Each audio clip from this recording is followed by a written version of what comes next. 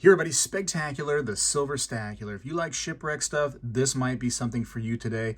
This is a very, very unusual and wild piece of shipwreck history that I'm going to show you right now. I'm also going to teach you a little bit about that shipwreck and show you something fascinating about this particular piece that I did not know about until very, very recently. So, what the heck is this thing? Well, this is a piece from the Reigersdaal, and that is the name of the shipwreck that happened. It's on like the southwestern part of Africa. I'm going to show you the location and kind of tell you about the story about what happened.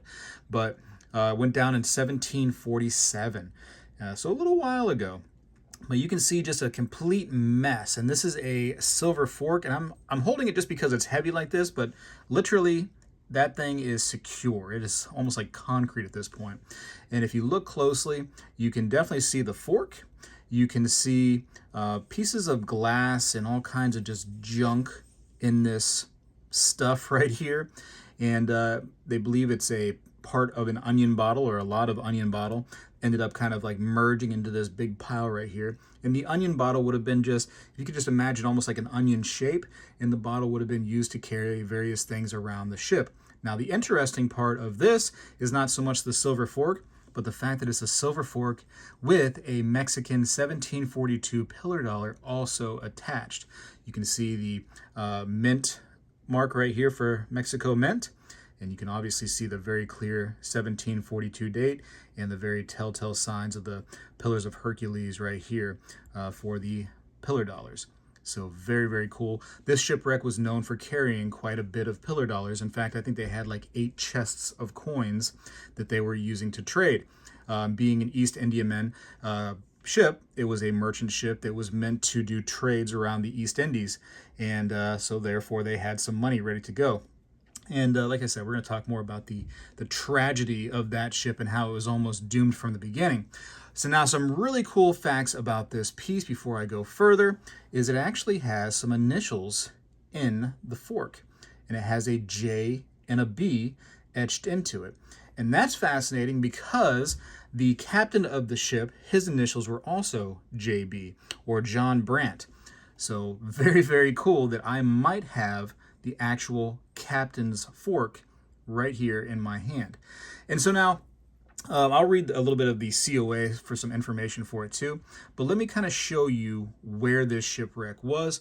I'm going to come over here, if you don't mind, to the old Google Earth, and we are going to Google Cape Town, which is going to be off kind of the southwest part of Africa, and you can see Cape Town here. And what they were trying to do is a lot of these crew members, in fact, most of them, there's like 200 and so people on the ship. I might have the exact number over here on the COA. Let's see, 297 people on the ship, and 125 of them ended up dying, and 83 were incapacitated total. So there was a severe illness on the ship. I heard it was scurvy due to a vitamin C deficiency, which is very common, you know, those times during, the ship era. And you can see that there's these 2 islands right here. There's the Dazen Island right here, and there is down here the Robben Island.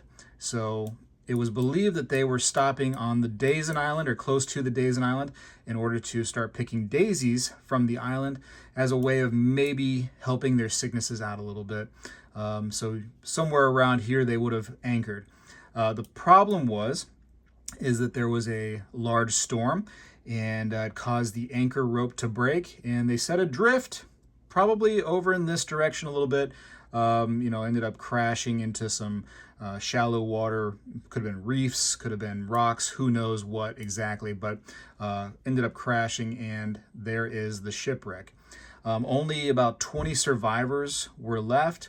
Ended up, finding only, I think, 1 chest that was ended up washing up near shore that they could end up salvaging. And it was incomplete too. It didn't have all the silver coins that chest once had. So they ended up deeming that shipwreck too dangerous to try to get any more out of it, and basically left the contents for the future until the late 1700s. I believe it was like 1979 is when they were able to go back and actually start getting pieces of this shipwreck. So They were still a distance away from their goal, you know, trying to go to the East Indies. Obviously, you can see the southwestern part of Africa here. They still had a ways to go to try to get into any kind of trade route, you know, this big. Only a few inches on the map, but trust me when I say, as a man, I can tell you a few inches is a big deal. But anyways, there's actually another piece that I saw on the internet, which I think is fascinating before we move on. But you can see here is a very similar style piece where it looks like some wood with some 8 reales pillar dollars kind of stuck into it as well. And it just looks very, very similar to the piece that I have right here from the Reigersdaal. So very fascinating, very good information. But yeah, there it is. Let me read the COA, and then I want to show you kind of a piece that it was almost a secret to me until I got the light involved on it. So let me go ahead and bring this out real quick. And it says, the Reigersdaal sunk in 1747 off South Africa, more popularly known as the U.S. as the Reigersdaal, just different spelling as you can see. This typical East Indiaman was carrying 8 chests of silver coins, nearly 30,000 coins, when she sank on October 25th, 1747, between Robben and Daisen Islands. After 4.5 months at sea, the crew had anchored there to fetch rock rabbits, or daisies, which Daisen Island was named, and other fresh food to relieve massive illness on board the ship, on which some 125 had died and 83 were incapacitated out of the 297 people. So a heavy majority right there. But in the face of a gale, the anchor line snapped and the ship foundered on the rocks. Only 20 survived the sinking, and only 1 incomplete chest of the coins was recovered. The area was deemed too dangerous to attempt further salvage. Beginning in 1979, modern salvage divers on the wreck site recovered thousands of coins, as many as 15,000 by the early 1980s, when protective legislation was enacted in South Africa, mostly in near pristine condition, which had been sold in various auctions and private offerings ever since. A great majority of the coins from this wreck are Mexican pillar dollars in excellent condition, but it also yielded a few hundred New World silver cobs, including Guatemala cobs, which are rarely seen from shipwrecks. And you can see the information: intact silver fork with captain's initials JB and a clump with a Mexican pillar dollar, 1742. And again, the wreck was in 1747, so that pillar dollar really does put it, you know, right there at the exact location you want to see a coin dated. And small glass shards, ex-Reigersdaal, 1747, 296 grams total, 7.5 inches long, both choice and intact specimens. The coin with the full date 1742, and the spoon with script initials. Spoon, let's call it a fork, please. With script initials JB, which happened to match those of the captain, Jean Brandt, with a thick chunk of orange crud in between that contains glass shards, no doubt from onion bottles, a bit of clay pipe stem, and a square hole where the iron spike once lay.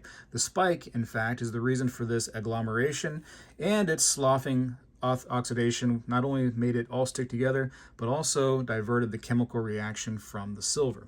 So I can show you a little bit of that little hiccup there in the information. Also, poorly documented online. I'm not sure if there's better reading material out there. I've tried to find more about the Reigersdaal. It's hard to find that information, unfortunately. But Jean Brandt is one name I've seen. I've seen Johannes Band. I've seen Jean Blant.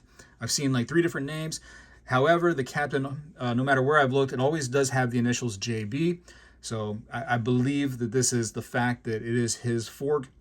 I'll give you some more information on that and kind of like why I think that those could be there and why I think this is his, but very interesting. So now it talks about an iron spike, and you can probably see, if I can get my light over here a little bit better, let me get this.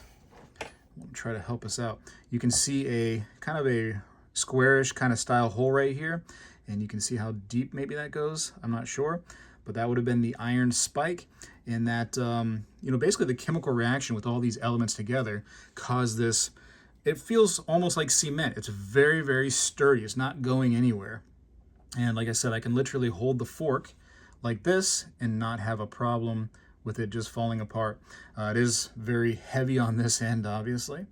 But yeah, very, very cool pieces. And you can see all kinds of little weird things just stuck into it. Look at that. There's some kind of, I don't know, metal right there, it looks like. There's something big and round right there. Very, very neat piece of history. Now, the captain of the ship was amongst those that was sick. And in fact, when they ended up getting into the islands and finding out that their rope had become broken, that they ended up getting the captain from his sickbed out to try to, save what they could of the ship, running towards the shore. And he wasn't able to do it.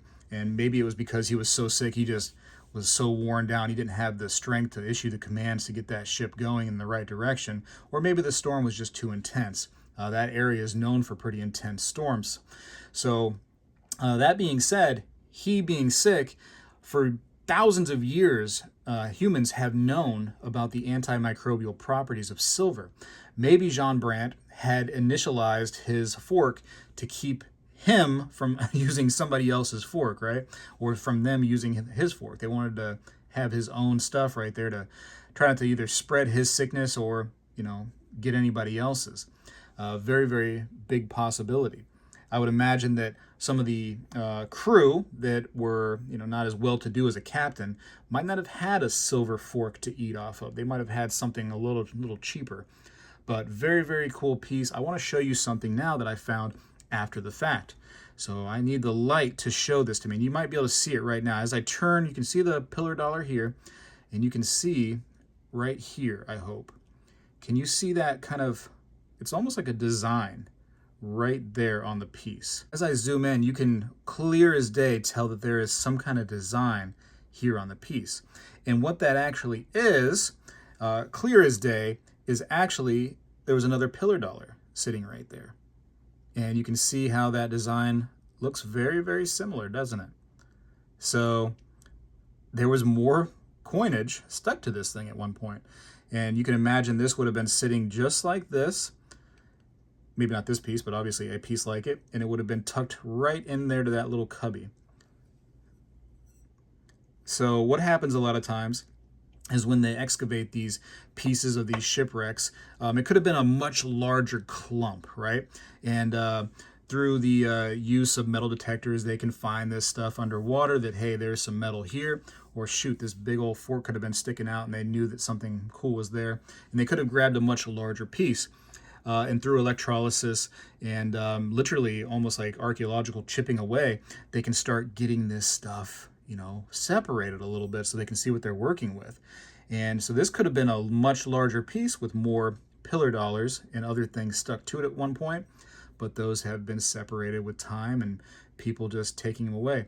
There could have been one sitting right here, although I don't clear as day see the designs like I do on that other side. So I can't really say for sure, but it just has the shape almost like of a coin. Here might have laid one. It's hard to say, but 100% without any doubt in my heart, one laid right there in that spot. But I tell you what, regardless, it is a really, really cool piece. It is, to me, this is a piece that belongs in a museum just based off of how cool it is and all the history involved in the Reigersdaal. I wish, like I said, that there was more information that was easily obtainable about that shipwreck and more accurate information. Unfortunately, things are a little wonky no matter where you look, but I think it's safe to say that, tragedy happened on that ship. And unfortunately, through tragedy is something really, really cool for our hobby, which are shipwreck pieces that we know and love.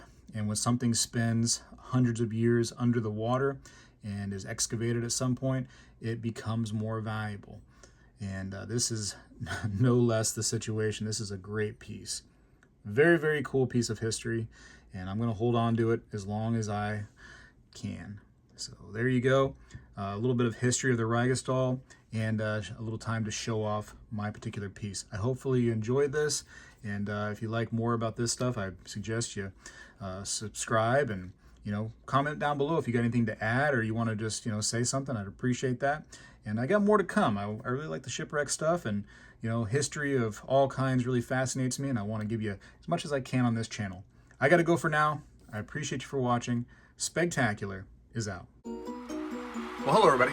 I seek to educate and entertain through my journey of collecting coins and stacking precious metals. I encourage you to subscribe and please stay with me on this journey. I am Spegtacular, the Silver Stacular. You know, when I was a kid, we did this every day in school, and I believe we need to bring this back a little bit, and I'm going to start right now. I pledge allegiance to the flag of the United States of America and to the republic for which it stands, one nation, under God, indivisible, with liberty and justice for all.